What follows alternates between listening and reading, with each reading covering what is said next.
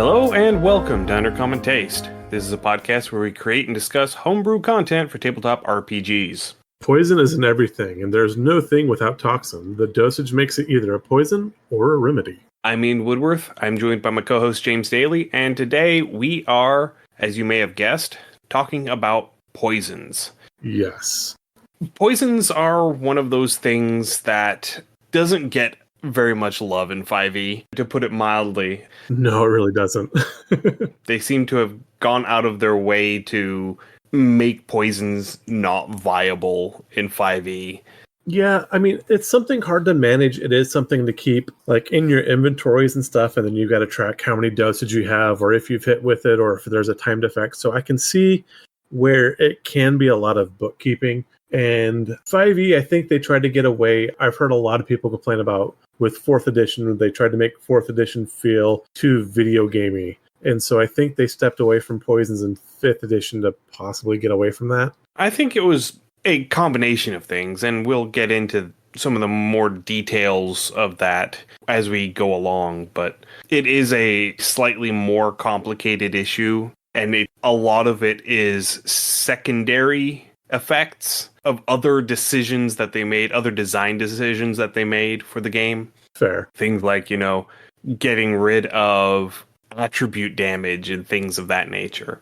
Yeah. So and that kind of thing, and I mean, we'll hint at it more, but poisons were a very dangerous thing, particularly in 2nd edition. Less so in 3rd, but even still, especially if you had like a thief or a rogue or an enemy that had a poison, it hit hard. Oh, yeah.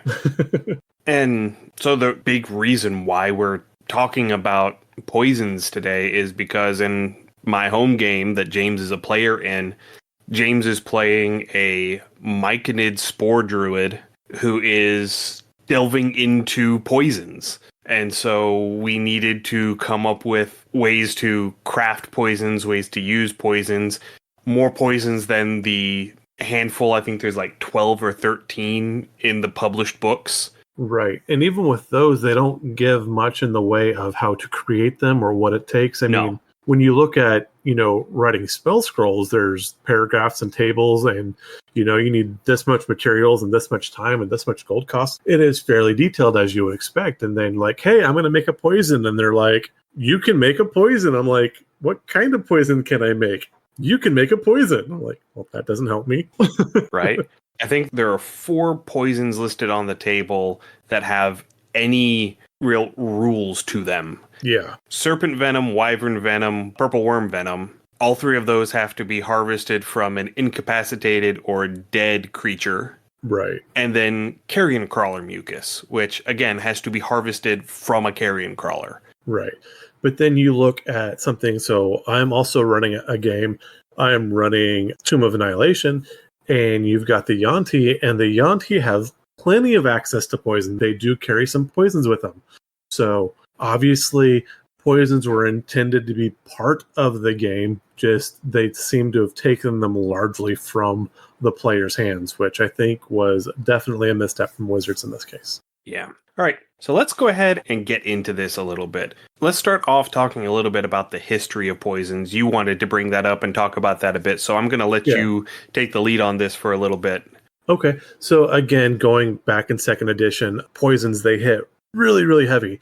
2nd edition, poisons rarely did actual like HP damage. Generally what they would do is they did attribute damage. So you'd have a strength of 15, you got hit by a poison, you failed your con save, you'd wind up with a strength of 14 or 13. And this poison could tick down further. If you ever hit a strength of 0, a constitution of 0, or an intellect of 0, your character just died. Yep. There was one particularly nasty poison. And again, 2nd edition was really bad with this. I am not terribly sad they got rid of this. It didn't take away attributes. It didn't take away hit points. It took away levels. Whole freaking levels. I'm a level 10 wizard. You get booped in the snoot. Nope, you're a level 8 wizard now. Congratulations. It was really bad. That was the same thing with creatures like wights and vampires. They had level drain. Yeah, absolutely. And so that was really, really rough. And again, 2nd edition was known to be an extremely brutal form. They lightened that up quite a bit in 3rd edition. And 3rd edition, even still in the games that still largely focused on 3rd edition, namely Neverwinter's Nights. Your poisons did attribute damage versus hit point damage, so they would give you a roll penalty or knock off attribute points to that point to also, if you hit 0 on an attribute, your character died. Constitution was the other one. If your Constitution dropped to 0, your character died. No death saves, just roll new dice. You're rolling a new character out. And so, again, I think in 3rd edition, there were only like 2 or 3 poisons in the player's handbook and DMG that actually did HP damage. Yeah. And there were like 30 poisons on the list. Yeah, it was rough. I wish I still had my 3rd edition books with me so I could go over them more. But yeah, I have them. They're on the shelf, but they're on the shelf behind all of the other equipment in the room. And so I'm not going to go and grab them right now. Yeah. Older editions get buried. It's how it happens. Yep. But I think that is a great thing, is these poisons, even if they don't do HP damage, you don't want to do attribute damage, they could still instill effects, either a slow, so it slowed down your movement speed. You could have basically what amounted to disadvantage on rolls with a roll penalty. You could cause blindness. It could cause stiffness. Some poisons cause petrification, which we talked about in previous episodes before, was a status effect that's largely gone out of style. And so you can do a lot with poisons other than just knocking off hit points or knocking off ability scores. You can think of all of the different things you could make. Maybe you drop your charisma because your character can't speak properly, or maybe you just cause silence in general because your character can't speak. Blindness, especially if you have a martial character, is a huge detriment. You could have your characters hallucinate and have something like color spray or dazzling lights that occur. Our shimmer spores that we made with Jack from Tales of the John from Tales of Manticore. Yeah, we've gotten a lot of use with this one, and this one is a lot of fun. And again, it doesn't necessarily do anything, but basically it's a crowd control poison at this point. That's really fun. Again, color spray to kind of disable or petrify someone, or not to petrify, but to kind of daze them and get them out of a fight for a while. Gives those players a bit more flexibility on the battle map, as it were. Right, yeah. And we'll go into a little more detail on those sorts of things here in a little bit. So, as I mentioned, or as James also mentioned, in older editions, poisons tended to do attribute damage. So you would have poisons that would deal like 1d6 strength damage on the initial, and then they also had a secondary effect. Sometimes the secondary effect was the same as the primary effect. Sometimes it affected a different thing. So, like, maybe the first one was a dexterity damage, and then subsequent ones were strength damage. Or the first one was an intelligence damage, and then the following ones were wisdom damage, or something along those lines. And those were real clunky to try and manage, because there were a lot of things that scaled based off of your attribute scores. Your reflex, fort, and will saves were all based off of your dex, con, and wisdom scores. Your hit points were based off of your constitution score. You know, your attack bonuses are based off of your class's primary attribute, whatever that happened to be. And so there were a lot of things that would fluctuate a lot if you ended up taking attribute damage. Absolutely. I think that's one thing too. With 5th edition, without attribute damage, I am more likely to write things in pen on my character sheet than pencil. Right, yeah. I remember erasing and rewriting so many things in 3rd edition. Yeah, there was so much. Because, and that was another thing where if you took constitution damage, not only did you reduce your health, it reduced your max hit points. Yeah.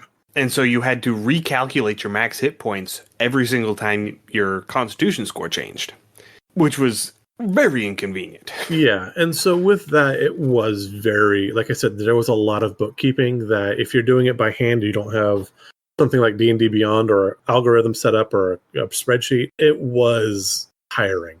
Yeah, it was a lot of number crunching, a lot of bookkeeping. Yeah. And that was why I rarely messed with it whenever I was playing 3.5, is because it was just so tedious. True. Again, that is a fair point. But then we fast forward to 5e. 5e made the effort to try and become more player friendly, especially compared to the crunch of 3rd edition and the video game feel of 4th edition. So in 5th edition, some of the things that happened that I don't think were intentionally designed to, remove poisons from the game or anything of that nature.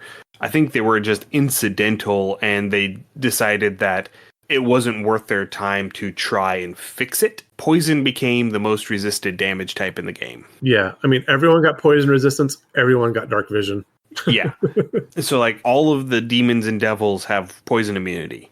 There's so many things that have poison resistance or poison immunity. And then on top of that, with the exception of, I think, 2 creatures in the base monster manual, I think it's just the Intellect Devourer and the Shadow, they removed all attribute drain effects. Yes. And with those, again, I don't miss attribute drain too terribly much. And some of your heavier, bigger monsters, that is the thing that makes them scary. So I can see that. But I really don't miss attribute drain at all. No. And so on top of all of that, they also pruned the poisons list. Yes. So like I said, in the 3rd edition book, you had something like 30 poisons that you could choose from. It was a full top to bottom table on one page in the back of the Dungeon Master's Guide. Yeah.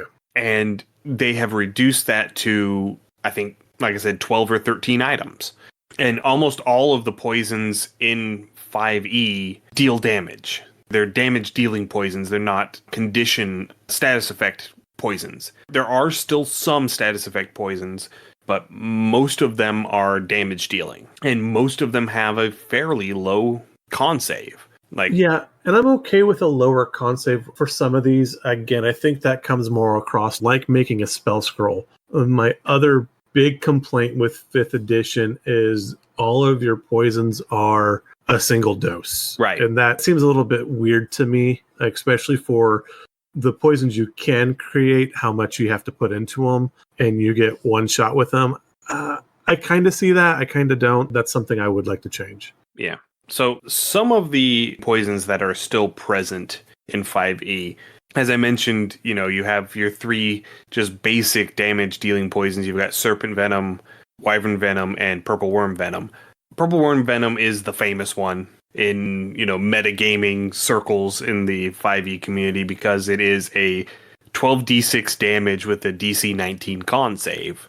That's average 42 damage. Yeah, I was going to say, that's as close as your poisoner is going to get to casting Fireball or Meteor's Form, where you get to throw the brick of D6s down. Right, yeah. And so the loophole that some people try to go through to try and say, well, my character is part of this organization that carries out assassinations, so they would be aware of what Purple Worm Venom is, and then they can use, I think it's Conjuration School or something like that. Yeah. And use a certain ability to create a poison. And so they are able, at level 1, to create Purple Worm Venom and hit things for 12d6 damage with a DC 19 con save at level 1. Yeah, that's a no. Yeah, and that's a no.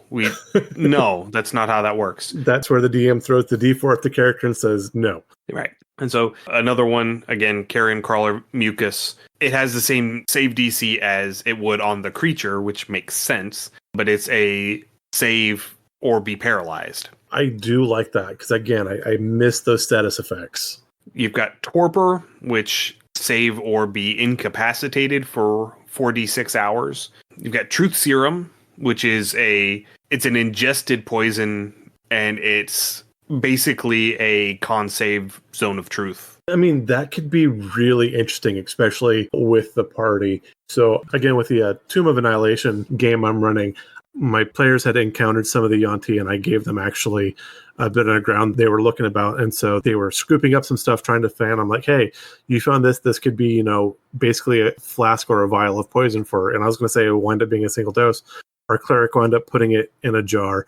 And of all things, our barbarian doing barbarian stuff thought, hey, let's spike my drink with this and see what happens. It didn't end well for the barbarian.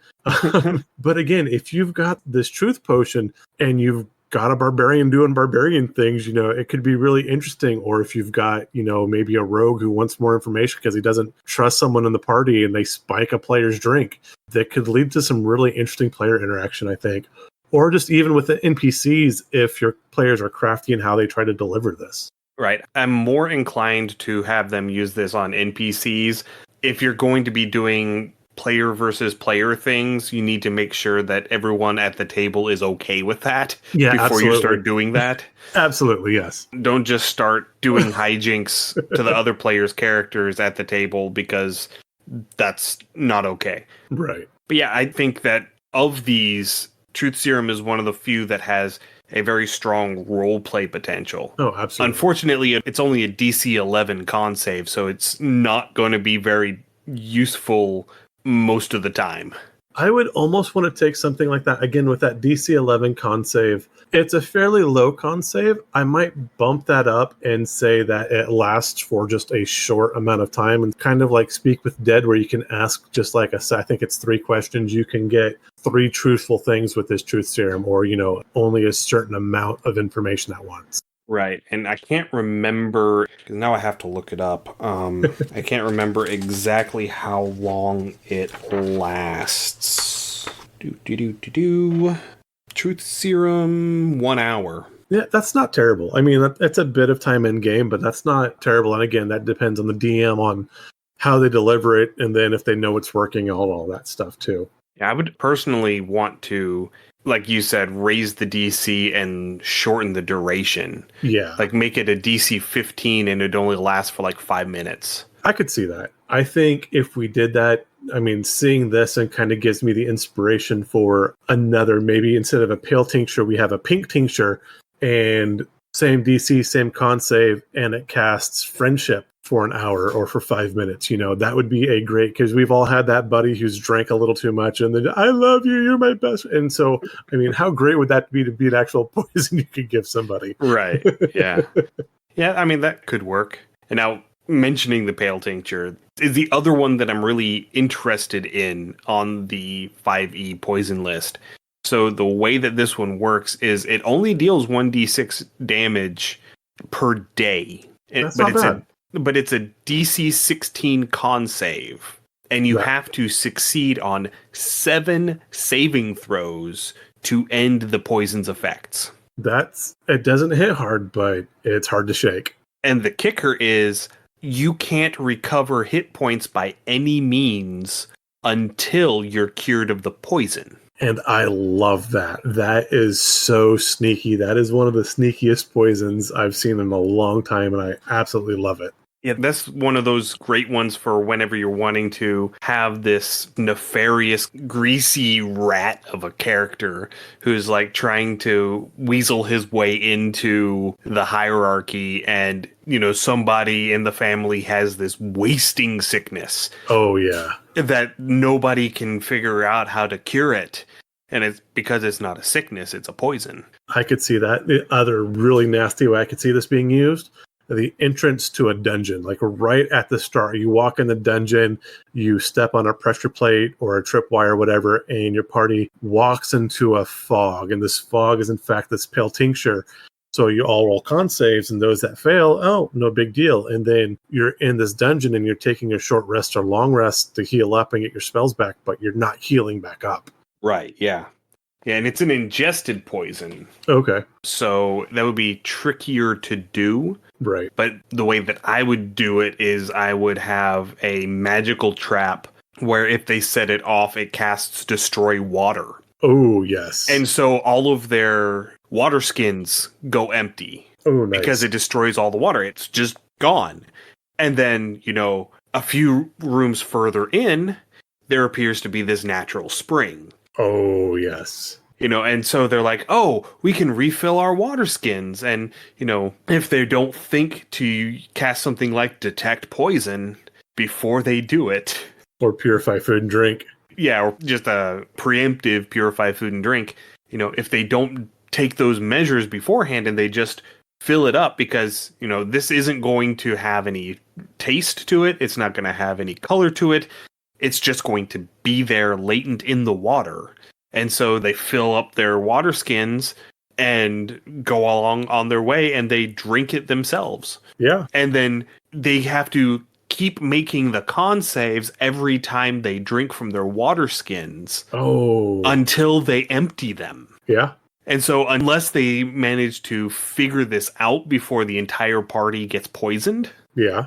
And then the entire party ends up getting poisoned, and suddenly nobody can recover hit points. yeah. And so they're rolling this con save, not understanding why they're rolling the con save. And then even after they purge or clear out their water, they're still rolling those con saves to hit the saving throws to end the effect. So like they're going through and they're traveling, and your party's like, con save, okay, yeah, con save, and they're not gonna know what's going on. And so I think that also puts a good harsh. It doesn't stop, but it definitely limits metagaming, because you're like, hey, roll a con save, and everybody's like, oh, okay, what's going on? I want to roll again, or I want to check around, because you rolled for something, and so you want to know what's going on. And so a lot of players, even not intending, start trying to metagame, trying to think around what they're rolling against. So even if they've cleared their rations and they're still hitting these con saves trying to make the save, they're not going to know what they're rolling for. And that way you could probably sneak in some other stuff too, as well, for some other rolls that could also sneak up on your characters.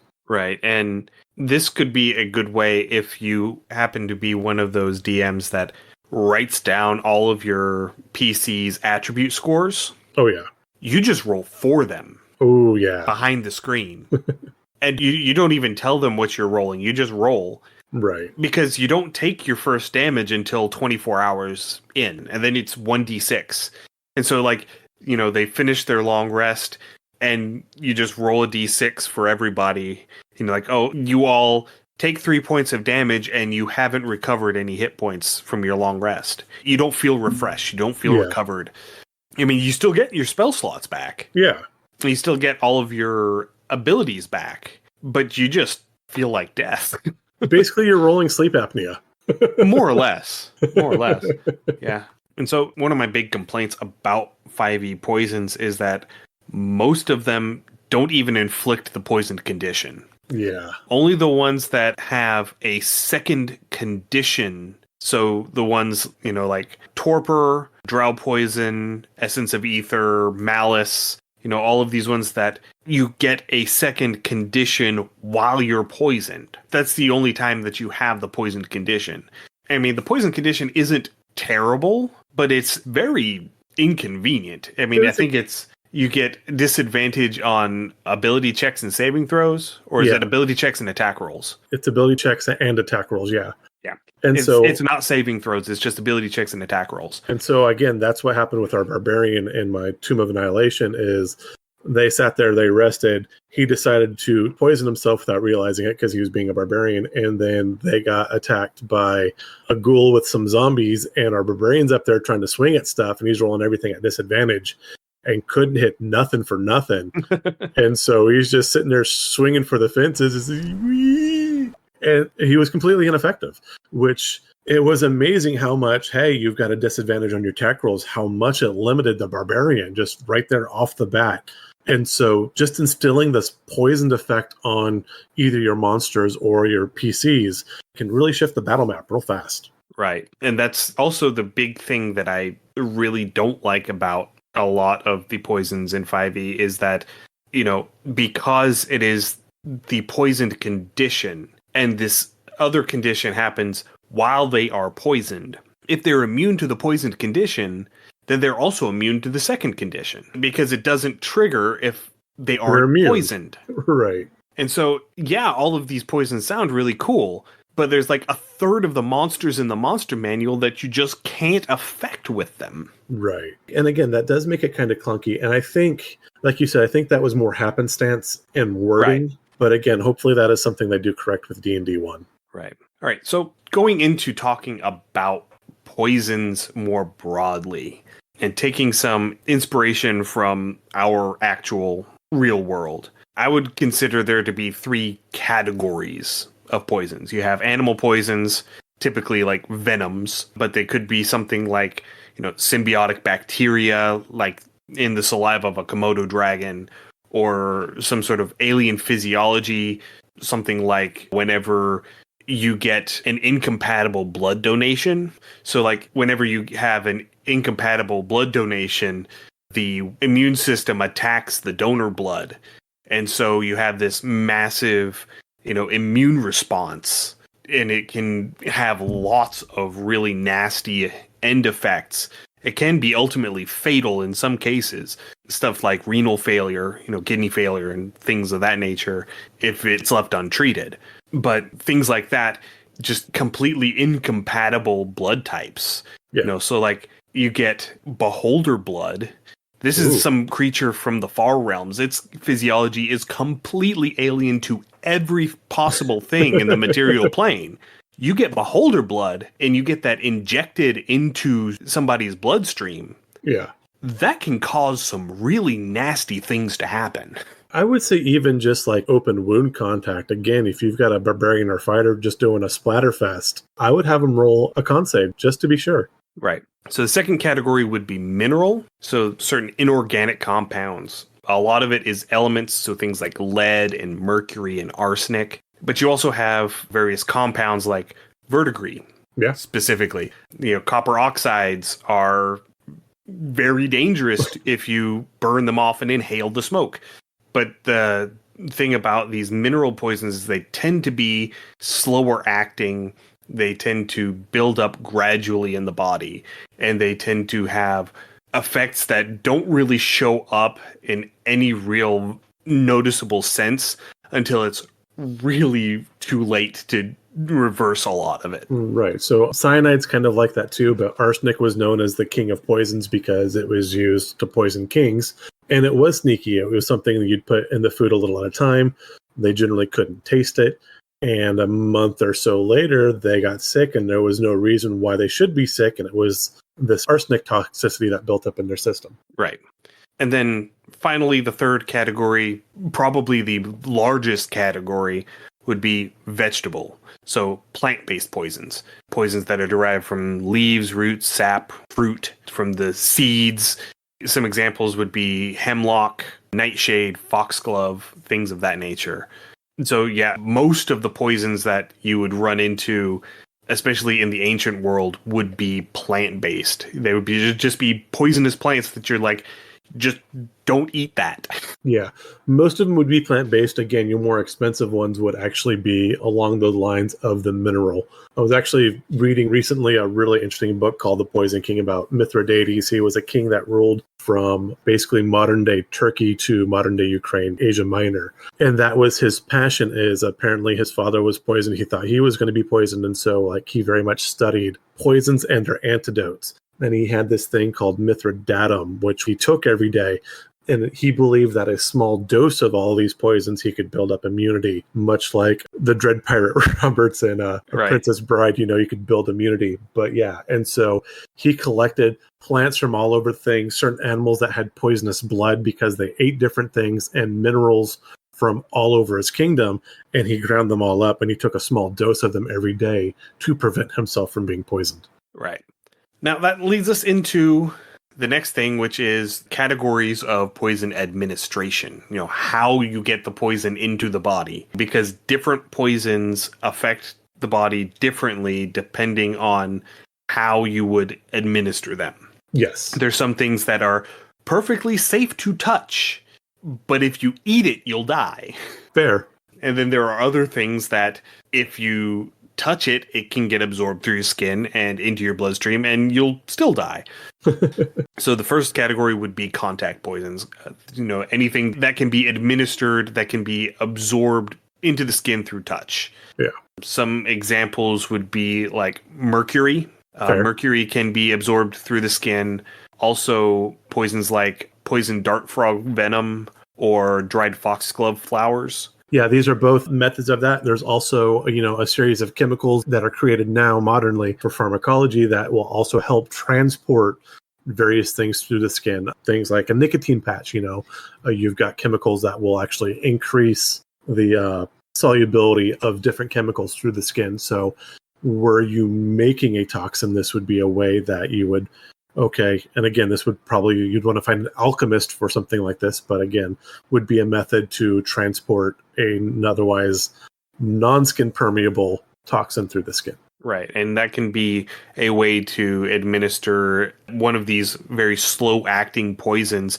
You get an accomplice in as the washerwoman, and you just line the inside of his socks. Oh, yeah. And so it gets absorbed from his socks whenever his feet get sweaty.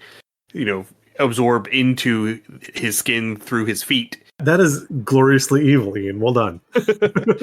Something like that. I mean, I wouldn't have even thought of that if you hadn't mentioned like the nicotine patches, the dermal patches. Yeah, and I mean, someone's got stinky feet, and so they're not going to be smelling a poison, just throwing on socks because they got stinky feet, and there you go. I mean, and they might already be putting things in the socks. That would be like various potpourris and things like that to try and cut down on the smell to begin with. So you start like throwing in some like Nightshade and Foxglove into that potpourri, and that's how. That is brutal. Well done.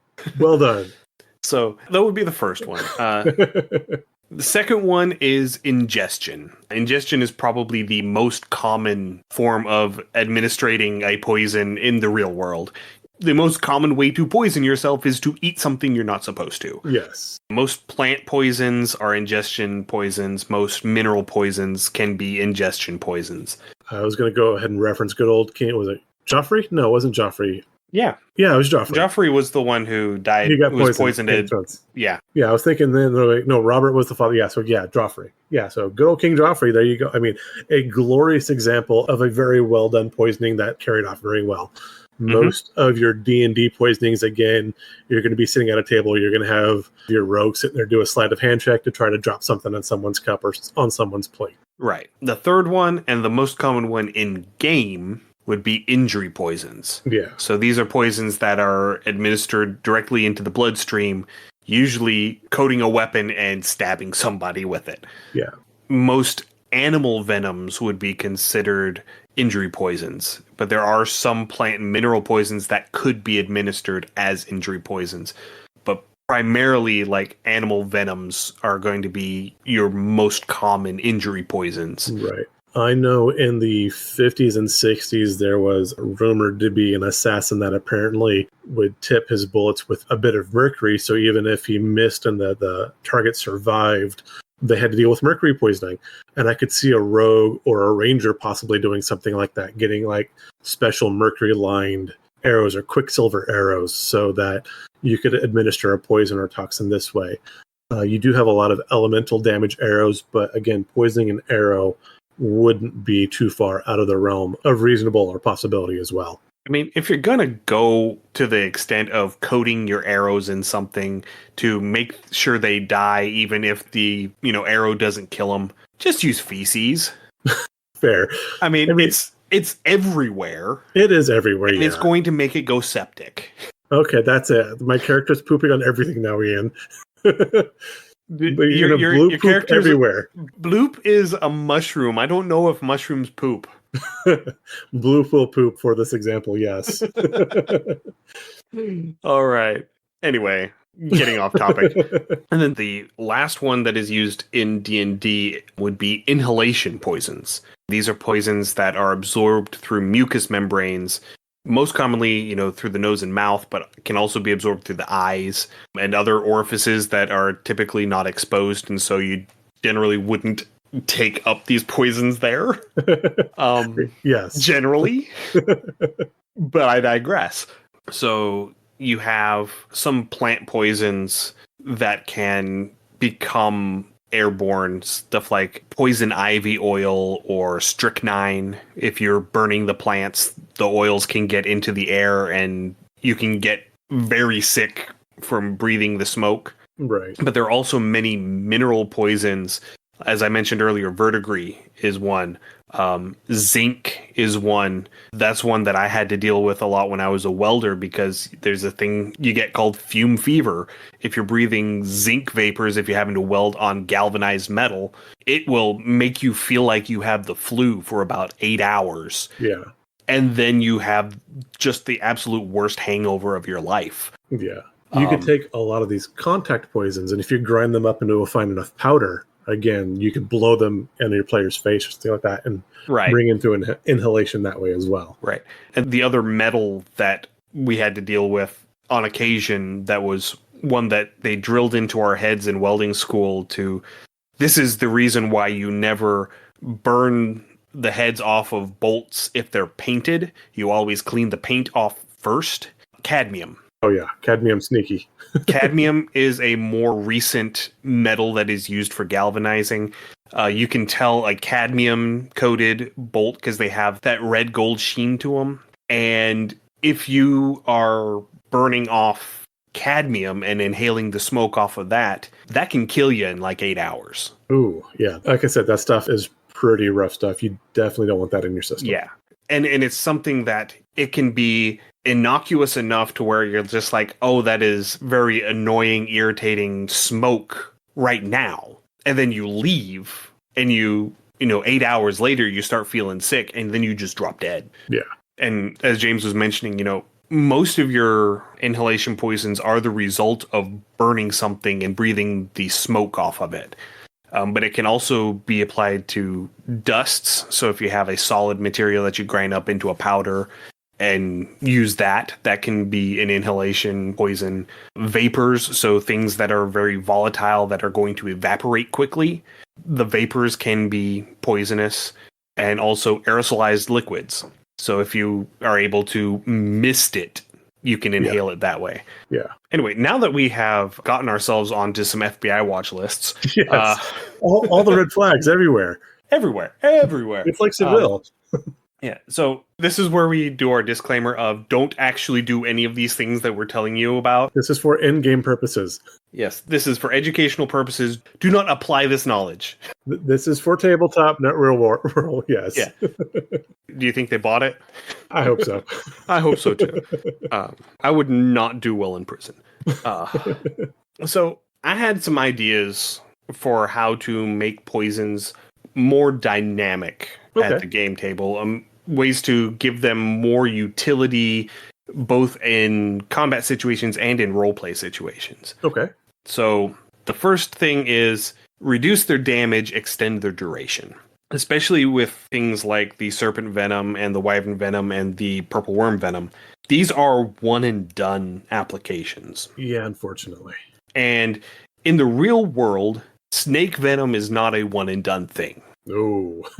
It stays in the body until either the body's metabolism or immune system or an antivenom that is introduced to the system neutralizes it. Right. Which can take hours or days or possibly even weeks, depending on the snake, if it doesn't kill you first. And most of the time, if left untreated, it will kill you first. Yeah. So what I would say is, even though this would reduce the combat effectiveness of most poisons that would be damaging poisons, it would greatly improve their roleplay utility. So you have the damage in the case of serpent venom, let's say, instead of dealing 3d6 damage all in one go, it starts off as dealing 3 damage. But you have to roll that con save every 10 minutes. And every 10 minutes, you take another 3 damage. And you take more damage. And you take more damage until the poison is resolved. Now, see, I like that. And that has the feel of that kind of ticking damage from, like, the first Final Fantasy. I know the poison effect worked like that when you're walking. And, like, Fallout 1 and 2, if your character got poisoned. Again, it didn't do much damage right away, but if you just wandered about without resolving it, it slowly wore you down. Yeah, same thing in Pokemon. Yeah. In Pokemon, if your Pokemon has the poisoned condition, outside of combat, they lose 1 hit point for every 5 steps you take. Yeah. And so that's the sort of vibe that I have going here. And so another thing that I have for, making this more dynamic is each successful save reduces the amount of damage per tick by a set amount until that amount hits 0. I could see that. That would be fair. So, like, the serpent venom becomes you have to save every 10 minutes. Okay. Say. The first application deals 3 points of damage. Well, say you save on the second one. Well, now it's reduced to 2. So you take 2 points of damage. And then the next time you save again, it's 1 point of damage. And then you have to save one more time in order to completely remove it. No, I like that. That seems reasonable. I don't know if I would do 10 minutes is good. I think depending on whether your party is role-playing at the time or in the middle of combat, I might do it per round, perhaps. That might make I think it would depend on the poison. Yeah, that's fair too. I mean, because there are certain poisons that are faster acting than others. Yeah. Like cyanide. Cyanide is a very fast acting poison. Yeah. But snake venom isn't. Right. No. at least in a human being. Right. You know, and if you were to reduce the damage, you would be able to stack applications of poison. Yeah. And I do like that too, because it has the effect or it has the feel of the body actually metabolizing the toxin, whatever that toxin may be. Right. And that does have a very natural feel to it. Right. And that's the idea that I had going on. Okay. So the next thing that I would say is, and this is going to be a very controversial hot take, don't allow for a saving throw to resist the poison being applied. Ooh, that's a hot take. Because most poisons IRL don't give a fuck what your con score is. Depending. I mean, sometimes you need a certain body mass. If you have more mass, it's not going to hit. I mean, it does hit your system, so I get that too. Right. And I get that, but you know, if a rattlesnake bites you and pumps a bunch of venom into your arm, yeah, there is no con save. there is no con save. The venom is there, and it's going to start working. You are poisoned. It's just how bad is it going to hit you? No, when you think of it like that, I totally get behind that. And your con save, if you have a con save afterwards, like I said, is how hard is that truck hitting you? Because the truck's already hit you. Absolutely, yeah. Okay. And whenever you combine that with the reduce damage, extend duration, incrementally reduce the damage per con save. Okay. Whenever you combine all of that together, then it becomes a much more realistic interpretation of how poisons really work. Yeah, I like that. So I would say, you know, whenever they get hit by the poison, you still let them make that saving throw. And that first saving throw, if they succeed, gives them automatically that first tick towards resolving the poison. So instead of the baseline 3 points of damage, if they succeed on their saving throw, whenever they first get bit, their first poison damage is only going to be 2. I would, for poison resistance, I would change that to they have advantage on that saving throw. Because, I mean, you're resistant, and just because you're resistant doesn't mean you automatically save. I haven't gotten that far yet. Okay. I wasn't talking about poison resistance. Oh, okay. I was talking about whenever they get hit. Okay. That first time whenever you get hit. Okay. And then, as you were mentioning with the poison resistance, because that is the next item on the itinerary, you were reading ahead, James. Sorry. So with poison resistance, I would say they just automatically get 1 save. They still get to roll their save, so they might end up getting 2 saves on that first. Okay, saying it like that, I like that. That's fair. And then each turn, they automatically get a save, even if they don't roll for it. You know, if they choose to roll for it, they can get 2 saves. Okay, I see where you're going with that. Yeah, okay. Because if they have poison resistance, then that means that their body is naturally attuned to metabolizing poisons. Okay. And so their bodies would naturally metabolize it faster, and therefore it would stop working faster. I like it. So, and that way, even if they botch their saving throw, they still have that 1 tick of reduction every single turn. That's how the poison resistance, I think, should work. Yes. And then continuing on to poison immunity, because there are lots of things in this game with poison immunity. All demons have poison immunity, all devils have poison immunity, all undead have poison immunity, all constructs have poison immunity. Some of them make sense. You know, undead, it makes sense because in most cases there's no bodily functions for the poison to affect. Most constructs, that makes sense because they're automata. They don't have the bodily functions to make a poison work. However, demons and devils are living things. Their life is different compared to living creatures on the material plane, intrinsically because of the plane that they are from, but they're still living creatures. And so the thing that I would say would be for creatures with poison immunity, change it to where they are only immune to certain types of poisons. I could see that. And I was even going to go, even with the undead, especially if we start dealing with poisons more with status effect than HP damage, the undead as they are ambulating around, unless you're talking about ghosts and specters and things like that, but like your zombies and your ghouls and your skelly-mans do have some form of biological function because, you know, they have sight, they have hearing, they have the ability to move, so there is some sort of muscle movement and metabolism within the muscles going on. So I'd say Not necessarily skeletons, Not necessarily the skeletons. Well, I mean, the skeletons are still going to have sight of some sort, but yeah, but it's magical. it is magical. It's the yeah. magic that is animating them. Okay, I will grant you that on the Skellymans, but like your zombies and your ghouls are still going to have enough of a body to still have some form to mimic or mirror biological function. Right. So, time for my next hot take. Okay. Regarding poisons. I think that you should change the way that lesser restoration works. Okay. And not let it just automatically cure a poison. Ooh, that's... So, the way that I would want to do it is I would want to treat it the same way that counterspell works against spells.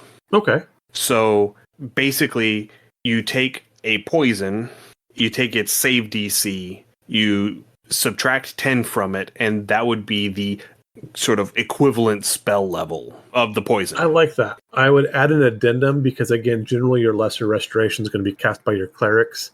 I would make them make either a nature or medicine check, and if they can identify the poison via, again, either a nature or a medicine check, give them advantage on that lesser restoration to counter the poison specifically. Well, I would say that the way that that would work is they make that medicine check or that nature check to identify the poison, so that way they know what poison it is, so they know if they have to upcast it. Okay. Because, like Counterspell, if the spell that you're countering is a 3rd level spell and you are casting Counterspell with a 3rd level spell slot, it just automatically counterspells it. Yeah. If it's a 4th level spell and you're using a 3rd level slot to cast Counterspell, then you have to roll. Okay, no, that's fair. I like that. And that does add, again, it adds more of that role play. Has your healer seen this kind of sickness before? Do they know what's going on? Can they properly treat it, or are they just going to, like, send up a prayer and throw a spell? Right. And it's one of those things where they can't identify what the poison is. Are they going to burn their highest level spell slot for the day Just to be sure. in an attempt to make sure to overkill it? Yeah. You know, in order to cure this poison and then be out a high level spell slot. Yeah, I mean, is it the end of the day and you're ready to rest and get your spell levels back? Or is it right at the start and you realize that you've been poisoned and you just now you're waking up and you're realizing, hey, I'm not getting my hit points back. What's going on? Right.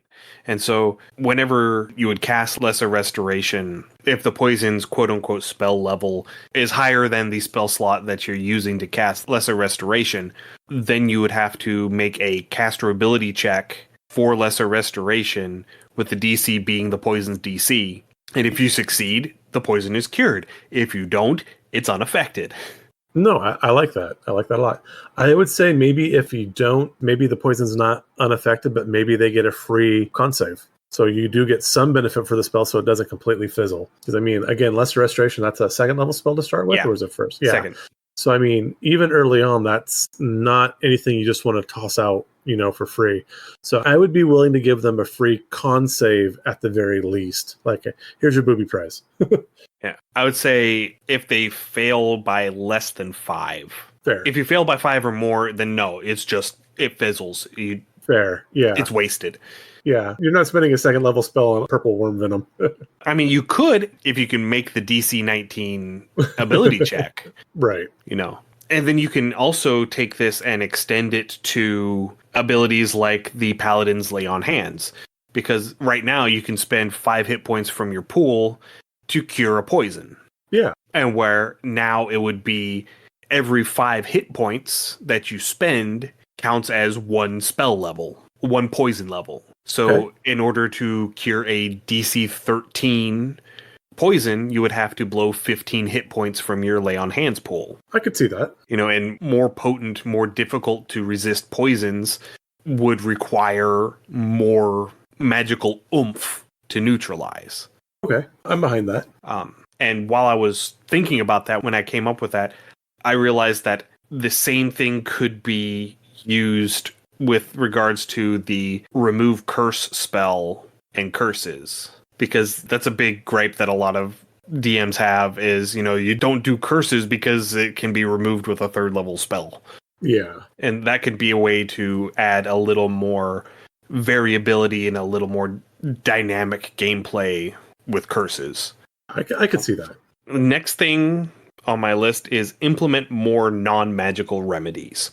So most poisons should have an antidote. Absolutely. In some cases, the poison is so fast acting that it doesn't matter if it has an antidote because you're not going to be able to reliably administer the antidote before the poison kills the target.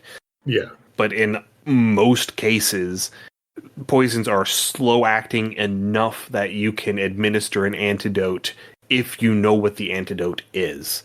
Right. And people have been developing antidotes for poisons for millennia. Absolutely, I mean, that was one of the primary support columns of early medicine.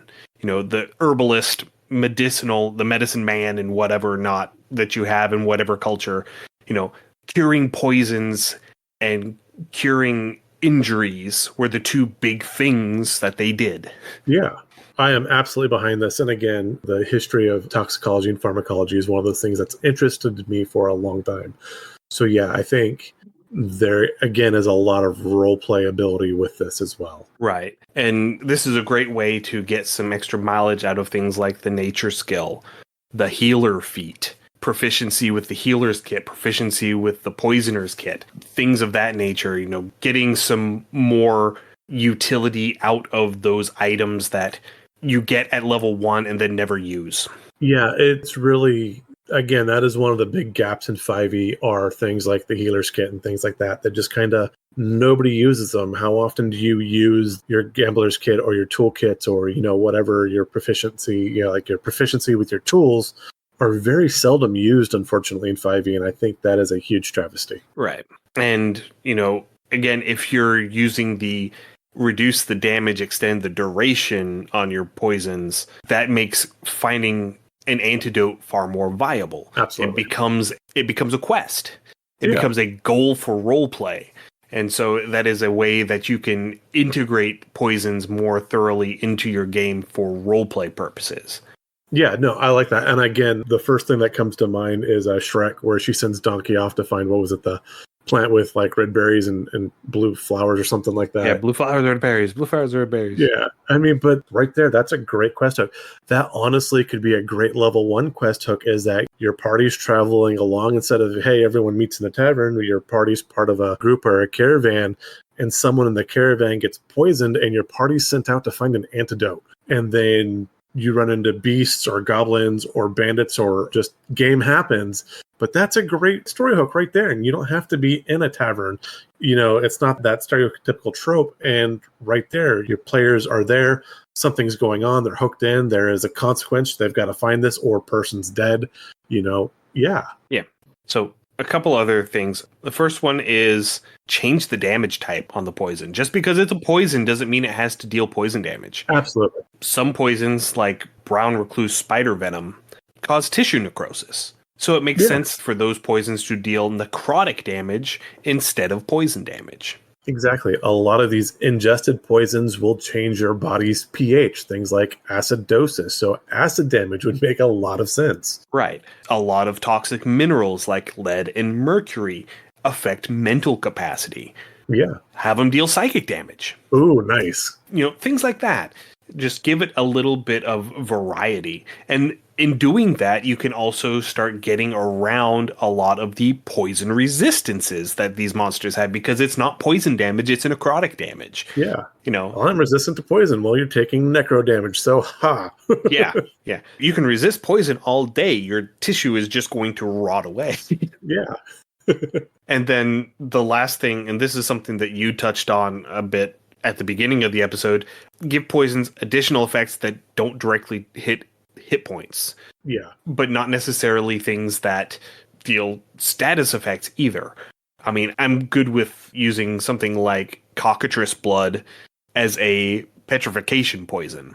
Yeah. But you can also have things like making a poison that you'd call something like Magebane, where it's designed to combat spellcasters. And so whenever you administer the poison to the spellcaster, it makes it more difficult for them to cast their spells. So like, if they're under the effects of this poison, they have to make a caster ability check every time they go to cast a spell, DC 10 plus the spell's level. And if they fail on that caster check, the spell fizzles. Yeah, that is great. I love that as a spell. A couple more I kind of thought of would be a weakness poison. So if, again, your fighter, your paladin, your barbarian, they get poisoned, maybe it takes off, one of the die they roll for their damage rolls. So they're rolling at half damage or something like that. So they're just not hitting as hard. Or if you've got someone that uses your bow, your arrow, your crossbow, your sling, maybe it fuzzes their vision, so their vision's limited to 30 feet. And so now they're poisoned, but they only have short or nearsightedness. Right. And talking about, weakness poison, I think the easiest way to do that one is you're not able to apply your ability score modifier to your attack and damage rolls. Oh, yeah, that'd work. That would be the easiest way to implement that. Yeah. So, your barbarian might have 18 strength and have a +4 on their attack and damage rolls. Not anymore. Yeah. And that would be a very easy to implement mechanic that has a very dynamic influence on the game. Yeah. And as a DM, you could sit there, you get this poison and you sit there and your player's getting ready to swing, but their limbs feel kind of shaky and they feel sweaty and their weapons feel like they weigh more than they should, and they're just harder to lift and you're aching as you move. I mean, we've all had flu, and those body aches you get when you have flu. Yeah. I mean, that totally, no one's swinging for the fences with that. No. And then the last one would be a poison might inflict the effects of a spell like confusion, slow, or hypnotic pattern.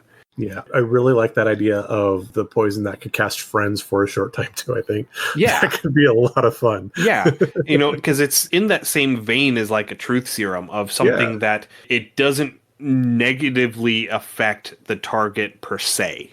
And by the spell, they know if you've cast friends on them, just like they would know, hey, this happened. Somebody put something in my drink. I know what's going on, but, the damage is already done. Right, yeah.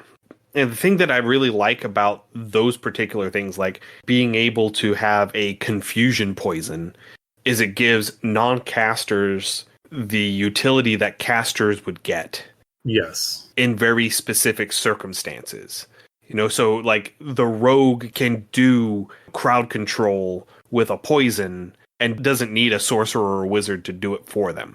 Right. And I mean, sometimes you have a party without magic casters, either you're running a super low magic campaign or, your world has low magic, or, sometimes you just have hey, we're a group of 5 fighters and we're doing a warrior's guild type thing, and so yeah, this would be some great utility. And, it could just be that the casters didn't prepare any crowd control spells that day. Yeah. The cleric didn't prepare hold person for the day. And then suddenly they need to have hold person, and so the rogue throws a specific poison onto their dagger, stabs the guy, and he's suddenly frozen in place. Yeah. I mean, like I said, there's a lot of utility that you could use, and really something so simple can affect the battle map in a weird way, whether you hit the big thing or you just hit the small thing so you can focus down the big thing. Really, that kind of crowd control, if your players are thinking about it, really does shift the game quite a bit. All right, we've been going on for a while now. This was we got into the weeds on this one a little bit. We were going to talk a little bit about crafting and harvesting poisons, and I think that's going to have to wait for another episode. Possibly, yeah. But that's fine because that gives us both a little bit more time to come up with some ideas and to look more at older editions and how they implemented things and whatnot. But yeah, I think that'll pretty much do it for tonight. Yeah. So thank you everyone for listening. If you have any comments, suggestions, or ideas, you can send us an email, undercommontaste@gmail.com, or you can come join us in the Discord. We have a link to the Discord in the show notes. Come chat with us directly that way. We would love to have you come over and talk with us. You can also find us on Facebook, Instagram, TikTok, YouTube, Twitch, Mastodon, and BlueSky at Undercommon Taste. We are still technically over on the platform formerly known as Twitter, but I'm not really using that very much at all anymore. We're on Patreon, patreon.com/Undercommon Taste. That's where our write-ups go whenever I have a chance to get some write-ups done. I've got a couple in process. My daughter has been out of school all week this week because of the snow, and I have had no time to do anything, and my brains are leaking out of my ears. I am really looking forward to next week when she's actually out of the house all day. It'll be wonderful. It'll be great. So with regards to Itch, The Solo But Not Alone 4 bundle is still running. It's going to be running through, I think, March 9th. My Solo RPG Forever Home is in the bundle. It is a charity bundle for the mental health awareness charity Take This. You can get 124 games for $10. Go pick it up. Support that wonderful charity. Play the games, review the games, give some feedback to the creators, give some traffic to the creators. If you find creators that you really like, pick up some of their other games. It's a great way to introduce yourself to a lot of creators that you might not know otherwise. I've been slowly working my way through the bundle again because my daughter's been home all week. I haven't had a whole lot of time to get into the bundle. I haven't had an opportunity to make the second video of my reviews of the games in the bundle, but I have started working through the bundle. I am making reviews for all of the games in the bundle. All of them are going up on TikTok. They're getting cross-posted onto our YouTube if I remember to do it. But yeah, so I've got all of that going on right now. So go check out the bundle. You can find a link to the bundle in the show notes. Or if you want to pick up our liminal horror adventure Beneath the Lake, you can do that over at undercommontaste.itch.io. If this is your first time listening, we're so glad you found us. Welcome. We're so happy you could join us. You can find our other podcasts at the podcatcher of your choice. As always, please give us a rate and review. This helps increase our visibility, lets us know what you want to hear more of. Also, if you want to join me on Fridays, I am continuing Baron Swift's Touch Adventures in Baldur's Gate. So we are now out of Candlekeep Hold. We are headed towards the Mind of Nishkel, and we have had some wonderful adventures, and we are doing a playthrough of Baldur's Gate 1 through 3. We are discussing game element designs, how the games reflect the game editions of their times. So it's been a fun adventure thus far. Stay safe, everyone. Don't poison anyone. Yes. And we'll see you all in 2 weeks. Happy gaming. Thanks for joining us for another episode of Undercommon Taste. Our theme song is Massacre Ann, written and performed by Mary Kroll and used with permission. You can find Mary online at marykroll.bandcamp.com or on Patreon at patreon.com/Dr. Mary C. Kroll. Our logo is by David Sutherland. You can find more of David's work on deviantart.com/David Sutherland or on Willex_73. We'll be back in 2 weeks, so stay safe, and we'll see you then.